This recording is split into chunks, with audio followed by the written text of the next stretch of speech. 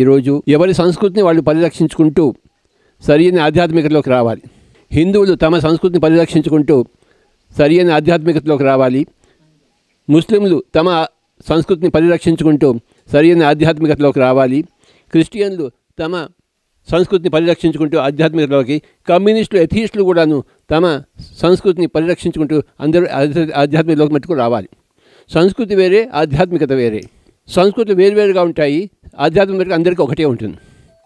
ఆధ్యాత్మికత ద్వారా అందరం ఏకమవుతాం. ఏమిటాయి ఆధ్యాత్మికత అంటే అహింస, శాకాహారము, ధ్యానము, ఆత్మజ్ఞానము.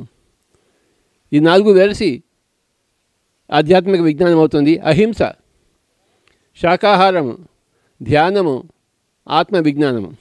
ఇది అన్ని సంస్కృతుల వారికి ఒకటే ఉంటుంది. రకరకాల ఆధ్యాత్మిక శాస్త్రాలు ఉండవు, రకరకాల సంస్కృతులు ఉంటాయి. ఎవరి సంస్కృతిని వారు పరిరక్షించుకుంటూ పక్కవాడి సంస్కృతిని గౌరవిస్తూ తమ సంస్కృతిలో తాము ఉంటూ సరైన ఆధ్యాత్మికతను అవలంబించుకుంటూ అహింసలో, శాకాహారంలో, ధ్యానంలో, ఆత్మజ్ఞానంలో జీవించాలి. ఇదే మన పిరమిడ్ స్పిరిచువల్ సొసైటీ మూవ్మెంట్ యొక్క సూత్రం.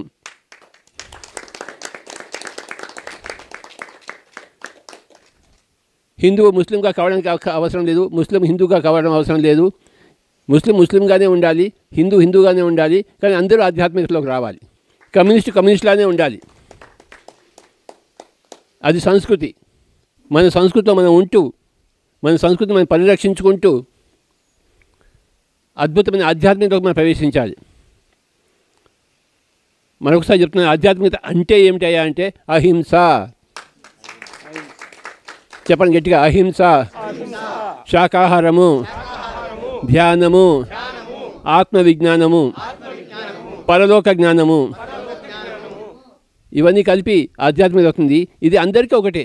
ఒక్కొక్క వ్యక్తికి, ఒక్కొక్క సంస్కృతికి ఒక్కొక్క అహింస ఉండదు. ఒక్కొక్క సంస్కృతికి ఒక్కొక్క ధ్యాన విధానం ఉండదు.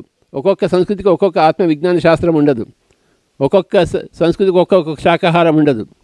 కనుక ఎవరి సంస్కృతిలో వాళ్ళు ఉంటూ చక్కగా ఉంటూ ఎవరి సంస్కృతిని వారు పరిరక్షించుకుంటూ పక్కవాడి సంస్కృతిని గౌరవిస్తూ తమ సంస్కృతిలో తాము ఉంటూ సరైన ఆధ్యాత్మికతను అవలంబించుకుంటూ అహింసలో, శాకాహారంలో, ధ్యానంలో, ఆత్మజ్ఞానంలో జీవించాలి.